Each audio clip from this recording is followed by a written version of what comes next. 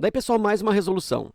A área do polígono formado pelos pontos de interseção das funções f de x igual ao módulo de x mais 2 e g de x, que é igual a menos módulo de x mais 2 é.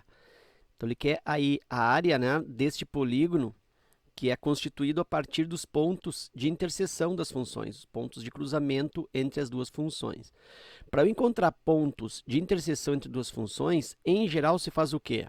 A construção ou esboço da construção dos gráficos das respectivas funções num mesmo plano cartesiano, e aí eu consigo perceber geometricamente esses pontos de cruzamento, esses pontos de interseção.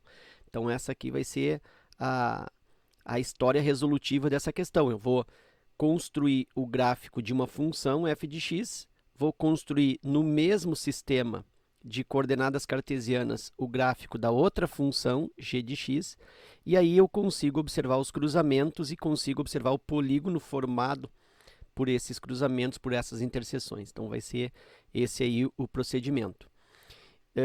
Eu preparei essa resolução em duas lâminas. Esta primeira lâmina eu vou fazer um comentário geral de cada gráfico e eu vou recorrer aqui às translações gráficas que a representação geométrica sofre em relação à modificação da lei da função modular. Então, vou usar como se fosse aí um artifício prático. E esse artifício prático, ele se baseia, ele parte da função mais simples modular que nós temos, que eu vou colocar aqui então a função b de x, função básica, b de x igual a módulo de x. Então, essa é a função modular mais simples que nós podemos ter, né? Simplesmente b de x igual módulo de x. E o gráfico dessa função funciona com uma espécie de vértice centrado na origem. Então, deixa eu fazer para ti aqui os eixos coordenados. Vou colocar aqui um eixo x nessa posição aqui. Deixa eu diminuir a espessura. E vou colocar um eixo y aqui.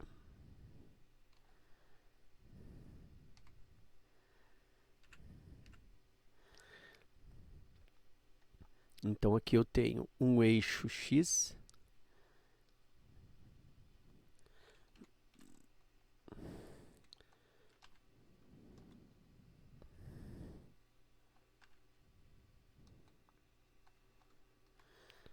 que vou colocar de azul, de preto aqui, ó. O eixo x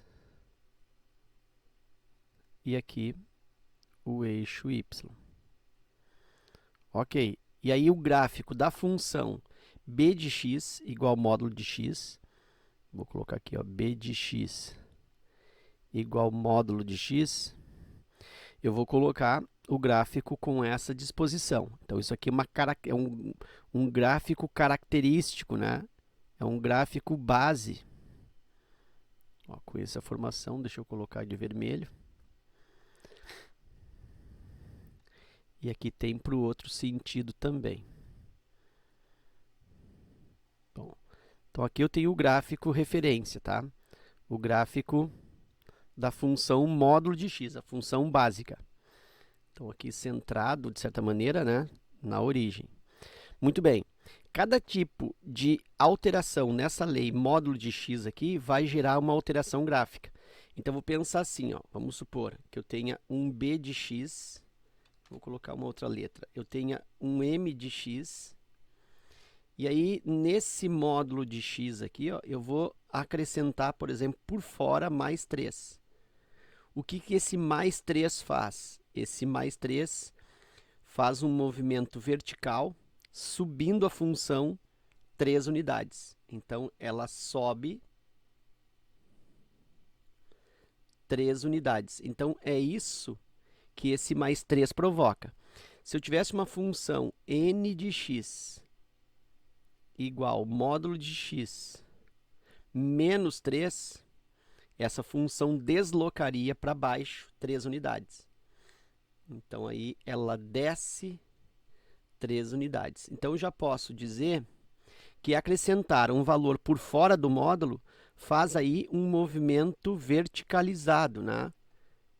Então, um movimento vertical, uma translação vertical. A função vai subir ou vai descer o número de unidades que eu acrescento ou que eu retiro. Então, positivo sobe, negativo desce a mesma quantidade de unidades colocadas na função. Então, essa é a influência do número por fora do módulo. No caso, no meu exemplo, seria na função g de x aqui, ó, que eu tenho 2 por fora. Na f de x eu não tenho, mas na g de x eu tenho esse mais 2 aí. Ok, então isso é uma influência. Agora, se eu colocasse por dentro, coloquei aqui o exemplo mn, uma função p de x. E aí, em vez de colocar o 3 por fora, eu colocasse 3 por dentro. Tipo x mais 3 aqui dentro do módulo. O que vai acontecer com essa função? Bom, agora ela vai ter um movimento também, um deslocamento, só que um deslocamento horizontal. Já vou adiantar aqui, ó, é um movimento horizontal, ou para a esquerda ou para a direita.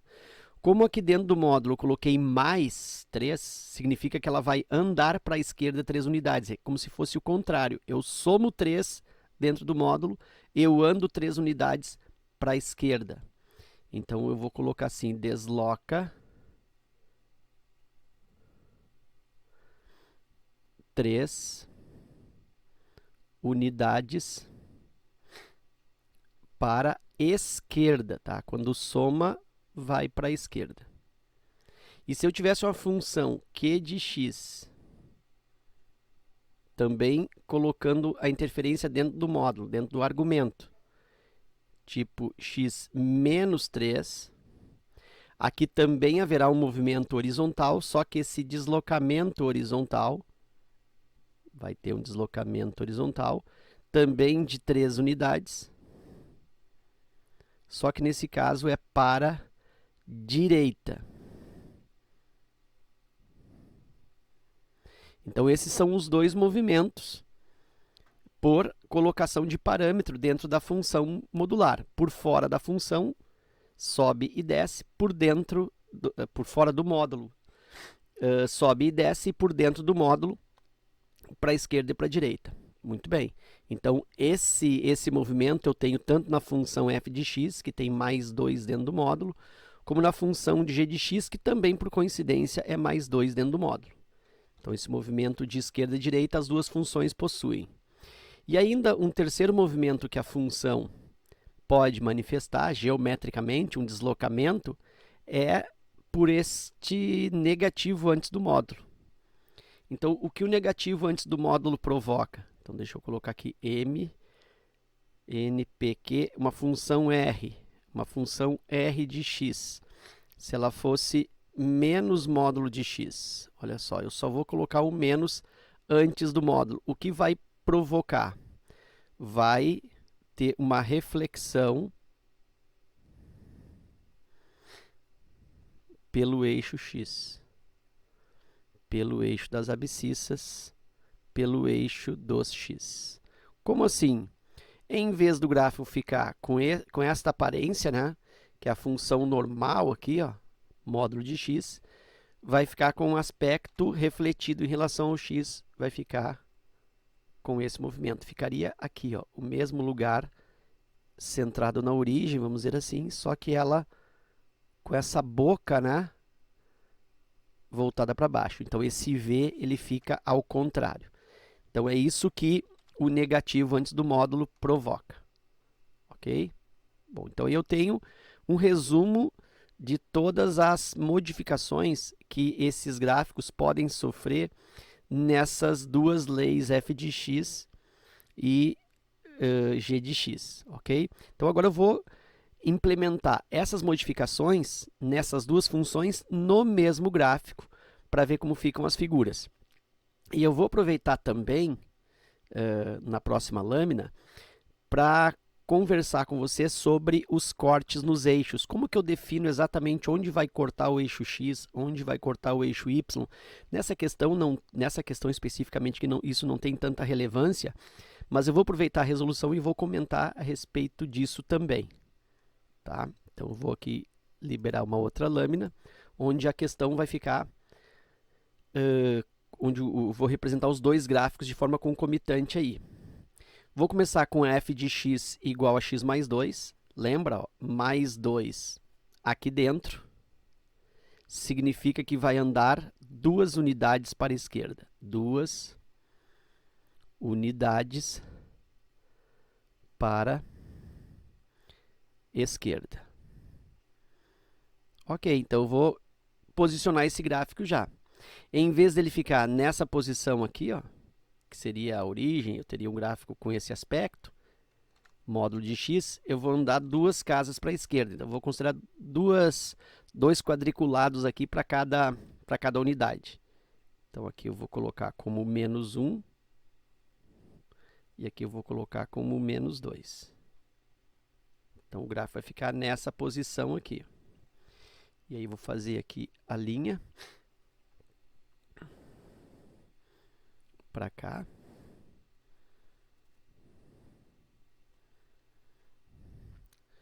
Vou estreitar um pouco a espessura e vou colocar na cor vermelha. E para cá eu faço de forma simétrica a outra parte. Aqui, ó. Então, esse é o gráfico da função f. Esse é o gráfico da função f. Deslocamento de 2 unidades para a esquerda, né? Originalmente ficaria aqui, se fosse módulo de x. Andou 2 casas para a esquerda, ficou então centrado, vamos dizer assim, no menos 2. E aí eu falei para ti assim, a respeito do corte no y. Nessa questão não tem muita relevância, mas vamos supor que eu queira determinar esse ponto aqui, ó, de corte no y. Pelo gráfico, olha só, como eu usei 2 quadriculados para cada unidade, aqui eu tenho uma unidade e aqui eu tenho outra unidade. Então, esse ponto aqui corresponde ao 2. Então, visualmente, né, geometricamente, eu observo que é o 2. Mas para eu ter certeza, como é que eu faço esse corte no y? Como eu te falei, eu não precisaria desse raciocínio obrigatório, mas eu vou complementar a questão. Se eu precisasse o corte no y. Corte no y. Para qualquer função, sempre que tu precisa do corte no eixo y, tu faz o quê? Tu transforma o x em 0. Isso é para qualquer natureza, qualquer tipo de função, justamente porque sobre o eixo y, todos os y valem 0. Então, eu faria x igual a 0, teria uma coisa assim, ó, f de 0, né, o x é 0, substituindo aqui, f de 0 igual módulo, aqui x é 0, mais 2. Então, o f de 0 será igual, 0 mais 2 é 2, módulo de 2, e o módulo de 2 realmente é 2, confirmando que esse ponto, ele realmente é o 2. Corte no y aqui é no 2. Vou colocar de preto aqui. Aqui é o 2. Ok. Então, eu tenho aí esse gráfico da função f. Vou fazer o gráfico agora da função g, nesse mesmo plano cartesiano. Bom, o que acontece com essa função g? Esse 2 também vai fazer um deslocamento para a esquerda de 2 unidades. Então, eu tenho 2 unidades de deslocamento para a esquerda. Muito bem. Ah, ficou igual ao outro, senhor. Fica igual ao outro no início, porque aqui eu tenho mais 2 e aqui também é mais 2, ó, dentro do módulo. Então, deslocamento para a esquerda, 2 unidades. Esse 2 por fora também vai gerar 2 unidades de deslocamento. 2 unidades também.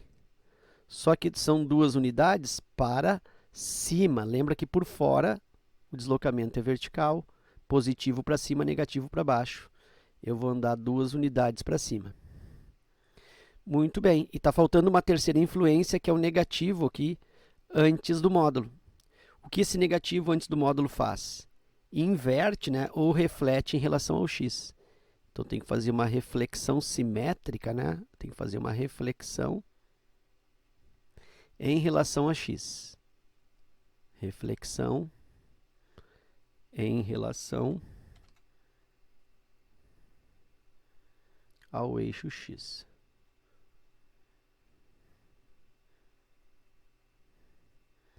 Então eu tenho que pensar nessas três modificações do gráfico. O gráfico, como nós vimos, ele parte dessa posição. A função g partiria dessa posição. Dessa posição, eu vou fazer essas três alterações. Deslocamento para a esquerda de 2 unidades, então ficaria igual a essa função f, ficaria exatamente no mesmo lugar. Mas como é mais 2 aqui por fora, então ela vai subir 2 unidades. Então aqui eu tenho 1 unidade, 2 unidades, então ela vai ficar posicionada aqui, ó, né? Vai ficar aqui. Ela ficaria assim, né? Com esse movimento, se não tivesse esse menos. Se não tivesse esse menos, ficaria assim. Deslocamento para a esquerda, 2 unidades. Deslocamento para cima, 2 unidades, ela ficaria nessa posição. Mas como tem esse menos por fora, o que significa? A concavidade vai inverter. Então, eu continuo, vamos dizer assim, com o vértice nesse ponto menos 2 e 2, só que com ela invertida. Vou fazer com uma outra cor, vou fazer de azul, verde. Ela vai ficar assim, ó. Opa.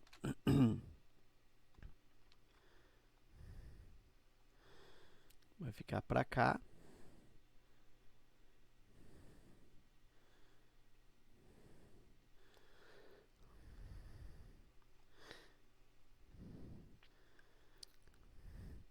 E vai ficar com a outra perninha, né? Assim. Então, tá aí as duas funções, ou estão aí as duas funções representadas no mesmo sistema cartesiano. E aí ele pede o quê? Ele pede a área correspondente ao polígono, né? Pelas interseções. Então, ele quer esta área aqui, ó. Calcular esta área aqui, ó, desse polígono aqui. Então, esse é o objetivo. Calcular esta área. A área delimitada pelos cruzamentos dessas funções. Então, esse é o objetivo, ok.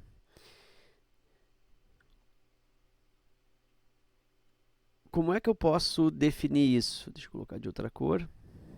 Bom, eu consigo perceber que esta área pintada se trata de um quadrado. Eu sei que essa medida aqui é igual a essa. Essa medida opostamente igual a esse outro lado. E aqui também opostamente igual a esse lado. Tenho 4 lados iguais. E os ângulos internos aqui também são iguais, são ângulos retos. Por quê? Porque eu sei que a função modular ela começa com uma bissetriz do quadrante ímpar. Então, aqui eu tenho 45 graus de início. Então, sendo assim, quando ela desloca, ela não altera o seu grau. Então, aqui continua sendo 45 graus. Aqui, 45 graus também.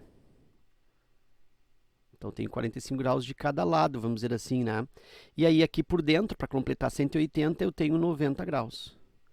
E aí, o mesmo raciocínio vai ser estabelecido nos outros vértices, né? Por fora, 45, em relação à vertical aqui, ó, 45. Lá em cima, em relação a essa vertical aqui, por fora, 45 também, e no meio, 90, e assim por diante. Então, eu sei que isso aqui se trata de um quadrado. Então, eu posso fazer esta área pensando como quadrado, sem problema, isso é opcional. Se tu enxergar, então, que se trata de um quadrado, a área é a área de um quadrado. A área do quadrado, a gente sabe que é lado elevado ao quadrado. E aí tu descobre quanto mede esse lado aqui. Não é tão difícil, né? Aqui eu tenho uma unidade, ó. E aqui eu tenho uma unidade. Lembra que 2 quadradinhos aqui, ó, 2 quadriculados eu usei como uma unidade. Então, geometricamente, eu vejo que isso aqui mede 1 Isso aqui mede 1. Esse lado vai ser a diagonal do quadrado de lado 1. Se eu estender aqui, eu tenho um quadradinho. Então, esse lado do quadrado é a diagonal desse quadrado menor. Diagonal de quadrado é lado raiz de 2. Então, só vou adiantar um pouquinho para ti aqui. Ó. Então, nessa figura, eu percebo que o lado do quadrado corresponde a uma diagonal do quadrado. Então, aquele lado do quadrado ali será 1, que é esse lado aqui, ó, e aqui, 1 raiz de 2. Ou seja, é igual a raiz quadrada de 2. E até posso finalizar o exercício, né? Como a área do quadrado é igual ao lado do quadrado elevado ao quadrado, e eu descobri que o lado do quadrado é raiz quadrada de 2, raiz quadrada de 2 elevado ao quadrado, cancela a raiz com potência, esta área é igual a 2, é igual a 2 unidades de área. Então, eu poderia ter feito a resolução assim, né? Tranquilo? Então, a área é igual a 2, deixa eu colocar lá na lâmina com as alternativas, está aqui, ó. Letra A, 2 unidades de área. Resposta, letra A. Muito bem, então isso é uma forma de resolver. Mas caso tu não tivesse certeza, né, ou ficasse desconfiado, será que essa figura realmente é um quadrado? Será que não é um outro tipo de quadrilátero cujos ângulos internos não são de 90 graus? Então, se ficar nessa dúvida, eu posso aqui fazer uma outra estratégia. Eu posso dividir esta área laranja, essa área que eu quero, eu posso dividir em 2 triângulos. Então, eu posso fazer assim, ó. Eu divido aqui no meio.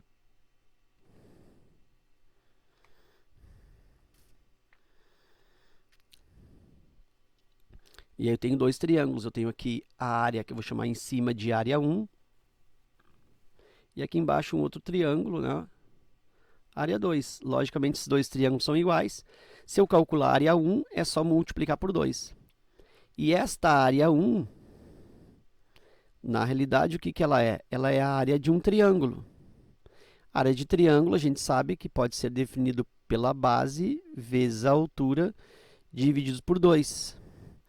Então, a área desse triângulo, a base desse triângulo é essa distância aqui, ó, que é essa diagonal, né, desse quadrado, que a gente sabe que agora que é quadrado. Então, essa aqui é a base do triângulo, e essa base vai desde esse ponto até este. Pela figura, observo aqui, 1, 2, aqui é o menos 3. Então, essa distância é do menos 3 até o menos 1. Isso vale 2 unidades. Então, a base aqui, comprimento da base, vale 2. Vezes a altura do triângulo. A altura está aqui, ó, por dentro do triângulo.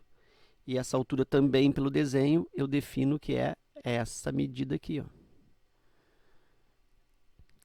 Aqui é 2, aqui é 1. Então, eu consigo perceber que se trata de uma unidade de altura, né? Essa altura aqui, 2 quadriculados, a altura igual a 1.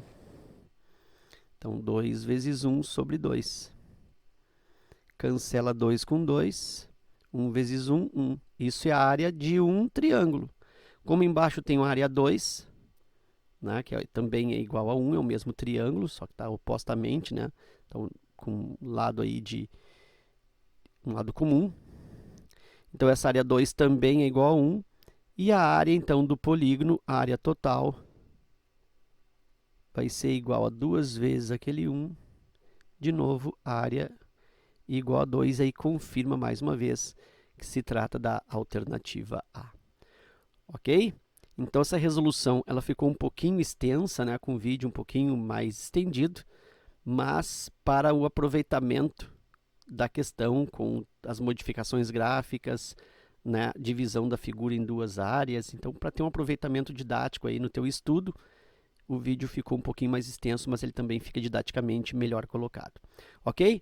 Então era isso. Eu espero que essa resolução contribua no teu estudo. Fica meu forte abraço. Também te agradeço pela visita ao canal e até a próxima.